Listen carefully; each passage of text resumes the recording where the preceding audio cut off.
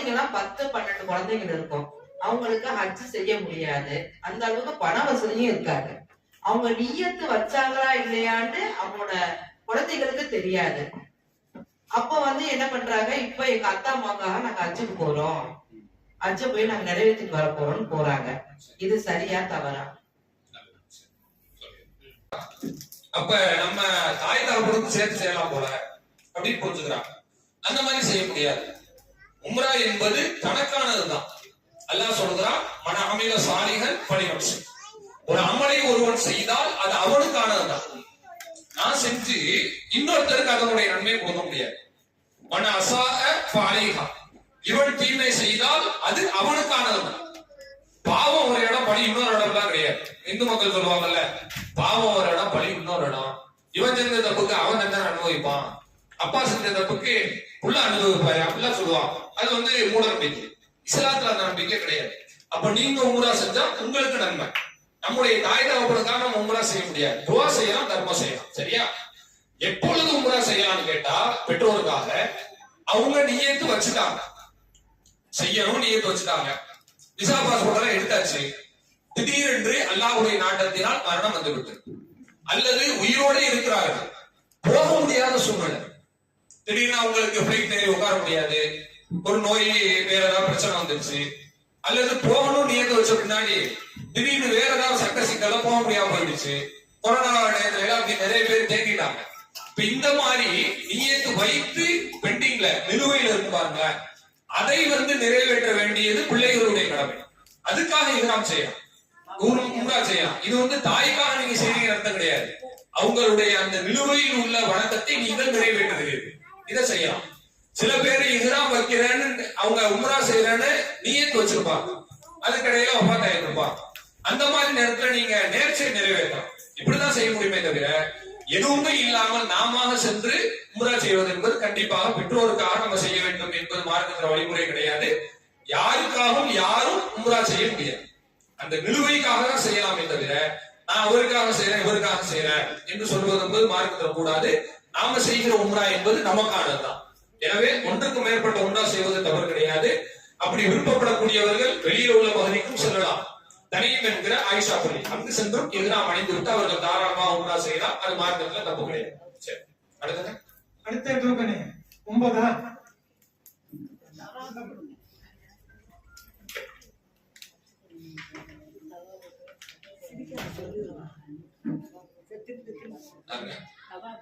Time எடுத்துக்குமா, time எடுத்துக்கு.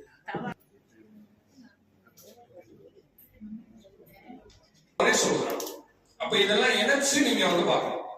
அவங்க தோட கலட்டி தர்மத்துக்கு போட்டாங்க என்பது ஒரு செய்தி. சரியா? அப்ப எப்படி நம்ம புரிஞ்சுக்க கூடாதுன்னா, நம்ம கல்ச்சருக்கு அவங்க நடந்தாங்கன்னு புரிஞ்சுக்கிற கூடாது. அங்குதான் தவறு செய்கிறாங்க. இப்ப சாப்பாடு சாப்பிட்டாங்க என்று ஒரு ஹதீஸ் வருகிறது. சாப்பாடுனா நான் புரிஞ்சுக்கிறேன். எப்படி புரிஞ்சுக்கிறேன்? வெள்ளச்சோறு சாப்பிட்டாங்கன்னு நான் புரிஞ்சுக்கிறேன். இது சரியா வருமா? ரசூலுல்லா பூமியில இன்னைக்குதான் ரைஸ் போகுது, அன்னைக்கு பெருசா அரிசி புழக்கம் எல்லாம் கிடையாது. நபி ஸல்லல்லாஹு அலைஹி வஸல்லம் அவங்க பழங்களை உண்டார்கள் அப்படின்னு ஒரு செய்தி வருது. அது பழம் நான் சொல்ல முடியுமா? முடியாது. ஏன்னா அவங்களுடைய பழக்க வழக்கங்கள் வேறு. அவங்க அங்க ரொட்டி சாப்பிட்டு இருக்கிறாங்க, நம்ம அங்க இட்லி தோசை சாப்பிட்டு இருக்கிறோம். அவங்க அங்க பெரிய ஆடை அணியிறாங்க, பெண்கள் அணிகிற மாதிரி பெரிய ஆடை என்ன செய்வாங்க, ஆண்களை அணிவாங்க. இங்க நம்ம வேஷ்டி உடுத்திட்டு இருக்கிறோம். அப்போ நம்ம என்ன பார்க்க கூடாதுன்னா, வேறுபட்ட கலாச்சாரம் கொண்டவர்களை ஒரே மாதிரியான கவனத்தை பார்ப்பது ஒரு தவறான பாதைக்கு நம்மை அழைத்து செல்லும். அப்ப அவங்க தோட கலட்டி போட்டாங்கன்றது உண்மை. இதுல இருந்து நம்ம என்ன தெரிஞ்சுக்கலாம்? தோடு போடலாம், அது வேணா தெரிஞ்சுக்கலாமே ஒழிய காது குத்தி தான் போடணும்னு அதுல எந்த விதமான ரெஃபரன்ஸும் குறிப்புகளும் அதுல இல்லை என்று சொல்லிவிட்டு அடுத்து நம்ம சொல்லுகிறோம், காது குத்துவது அவர்களுடைய கலாச்சாரம் இல்லை. இன்றைக்கு தான் அரபு பெண்கள் அப்படி மாறிட்டாங்களே ஒழிய கொஞ்சம் முன்னாடி உள்ள அரபு பெண்களை பார்த்தாலும் கூட துளை போட்டு குத்துவதை அவர்கள் ஒரு கல்ச்சரா அவங்க எடுத்துக்கிட்டதே கிடையாது. புரியுதா? வெள்ளக்கார ஆட்கள் இருக்கிறாங்கல்ல, ஃபாரினர்ஸ், அவங்க மாதிரிதான் கிட்டத்தட்ட அவங்களும் கூட. அப்ப இது இங்கு உள்ள பழக்கம் தானே தவிர இதை நம்ம அவர்களோடு சேர்த்து அதை சரி என்று சொல்றது மார்க்கத்துல கூடாது என்பதை நீங்க புரிஞ்சுங்க. சில பேருக்கு என்ன சந்தேகம் இருக்குன்னு சொன்னா, தெரியாம கடந்த காலத்துல குத்தியாச்சு, இப்ப என்ன பண்றது, கலட்டி போட்டு சும்மா வர முடியும் என்று அவர்கள் கேட்கலாம். அதாவது மார்க்கத்துல தௌபா செய்வது 2 வகை இருக்கு. ஒண்ணு வந்து என்னன்னு சொன்னா நார்மலா இருக்கக்கூடிய சில விஷயம், அதுக்கு நீங்க தௌபா செய்து அதுல இருந்து வெளியே வரலாம். ஆனால் இன்னொரு ஒரு மெத்தட் இருக்கிறது. அது என்னன்னா பிசிக்கலா நமக்கு ஏதாவது சில அடையாளம் வந்துடும். அந்த மாதிரி காரியங்களுக்கு அதை நீங்க மீட்டி செய்வது என்பது ஒரு முடியாத காரியம். இப்போ உதாரணத்துக்கு ஒரு ஆள் வந்து இஸ்லாம் ஆகிறார் ஒரு 25 வயசுல, தெரியாம உடம்புல அவரு பச்சை குத்திட்டாருன்னு வச்சுக்கோங்க. இஸ்லாத்துல பச்சை குத்துறது கூடாது, இஸ்லாம் ஆயிட்டார். இப்ப பச்சை குத்துற கூடாதுன்னு சொன்னா அதை போய் அழிச்சுக்கிட்டா இருக்க முடியாது. அப்படி அழிக்கணும்னா நீங்க வந்து லேசர் ட்ரீட்மெண்ட் தான் பண்ணணும். லேசர் ட்ரீட்மெண்ட் பண்றதுன்னா அதுக்கு ₹1,00,000 என்ன செய்யணும் வேணும். சும்மா இப்படி போன உடனே என்ன செய்ய மாட்டாங்க, இன்ஜெக்ஷன் போடுற மாதிரிலாம் பண்ணி விட மாட்டாங்க. அது கொஞ்சம் காஸ்ட்லியானது. மீறி நீ அது செய்யறதுக்கு காசு வேணும். மீறி லேசர் ட்ரீட்மெண்ட் பண்ணாலும் அதுல உயிருக்கு பிரச்சனை வர்றது கூட வாய்ப்பு இருக்கு. என்ன வேணாலும் நடக்கலாம். இந்த டாட்டூ குத்தி மயக்கம் போட்டு விழுகிறாங்க பாருங்க. ஏன்னா அது சில டைம் வந்து நீடில், பழைய நீடில்ல டாட்டூ போட்டு விட்டுரும். நீடில் வச்சு போடுறாங்கல்ல, போடுறது வேற ஆளுக்கு போட்டது இந்த போட்டான்னு வச்சுக்கோங்க, அதுவும் சிக்கலாகும். போடும்போது கரெக்டா போடணும்னு சொல்றாங்க. நம்ம அப்படி இருந்தது இல்ல, படித்து சொல்றோம்.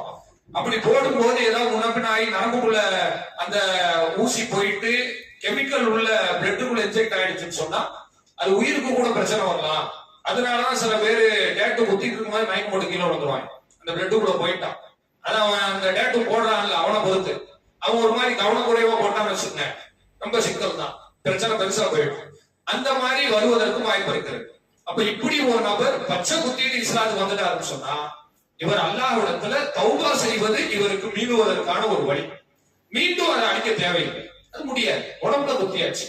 இப்போ ஒருத்தர் முஸ்லீமா புதுசா வர்றாரு, ஒரு ஆண். இந்து சகோதரர்கள் வந்து ஆண்களும் காது குத்துவாங்கல்ல, சின்ன பிள்ளைங்க காது குத்திட்டாங்க, முஸ்லீம் ஆயிட்டாரு. இப்ப திருப்பி அதை அவர் வந்து கரெக்ஷன் பண்ண முடியாது. அந்த துளையாக என்ன செய்யும், கரைசி வரைக்கும் இருக்கும். பெண்கள் அப்படிதான், மார்க்கம் தெரியாத காலகட்டத்துல காது குத்தியாச்சு. திருப்பி நீங்க என்ன செய்ய தேவையில்லை, அதுக்கு போய் பெருசா அலட்டி கொள்ள வேண்டிய அவசியம் இல்லை. செய்தது செய்தாகிவிட்டது, அல்லாஹ்விடத்துல தௌபா செய்து விட்டு அதை அப்படியே விட்டு விடுங்க. வேற என்ன செஞ்சிடக்கூடாது தெரியுமா, சின்ன பிள்ளைங்களுக்கு திருப்பி அந்த தப்பை செஞ்சு விட்டுறக்கூடாது. அதுல கவனமா இருக்கும். சில ஆட்கள் வந்து என்ன பண்றாங்க, அதாவது வயதிற்கு மேலதானே எல்லாம் குற்றம் முடியுமா, குழந்தைங்களுக்கு குற்றம் முடிக்க மாட்டான் தானே அப்படின்னு ஒரு அட்வான்டேஜ் எடுத்துக்கிட்டு குழந்தைங்களுக்கு காது ஊத்தி விட்டுறாங்க. கேட்டா சொல்றாங்க குழந்தைங்களுக்கு சட்டம் பொருந்தாது, குழந்தைங்களுக்கு சட்டம் பொருந்தாது. எப்போ பொருந்தாது, அவனா ஒரு தப்பு பண்ணிட்டானா பொருந்தாது. நம்ம ஒரு தப்ப செஞ்சு விட்டா, குழந்தை வந்து திடீர்னு என்ன செஞ்சிருச்சு, பக்கத்து வீட்டுல வந்து துப்பாக்கி வாங்கி வெடிச்சிருச்சு, நீங்க கூடாதுன்னு சொல்லி அது தெரியாம வெடிச்சிருச்சு. இது எல்லாம் விட்ட முடிய மாட்டான். நம்மளே துப்பாக்கியை வாங்கி கொடுத்து நீ போய் வெடி, குழந்தைக்கு இது வந்து தப்பு இல்ல, இப்படியா சொல்ல முடியும்? அப்போ குழந்தையெல்லாம் குற்றம் முடிக்க மாட்டான், குழந்தைக்கு தவறானதை கொடுத்த நபர்களை அல்லாஹ் ரப்பல் ஆலமீன் குற்றம் முடிப்பான். அதனால சின்ன பிள்ளைங்களா இருந்தாலும் என்ன செய்யுங்க, நீங்க வந்து தவிர்த்துங்க. இது நம்ம சொசைட்டியில அப்படி பார்த்து பழகிட்டனாலதான் நமக்கு அப்படி தெரியல ஒழிய, மார்க்கத்துல இது வந்து பாரதூரமான ஒரு காரியம்லாம் கிடையாது. அது உத்தாம இருக்கிறது, உத்தாம இருக்கிறது பயங்கரமா ஒரு ஏதோ உலகத்துல நடக்கக்கூடாது நடந்துட்ட மாதிரியும் கொலை குற்றம் போலவும் நம்முடைய சமுதாய மக்கள் பார்க்கிறார்கள். ஆனா இன்னைக்கு சில மாற்றங்கள் இருக்கு.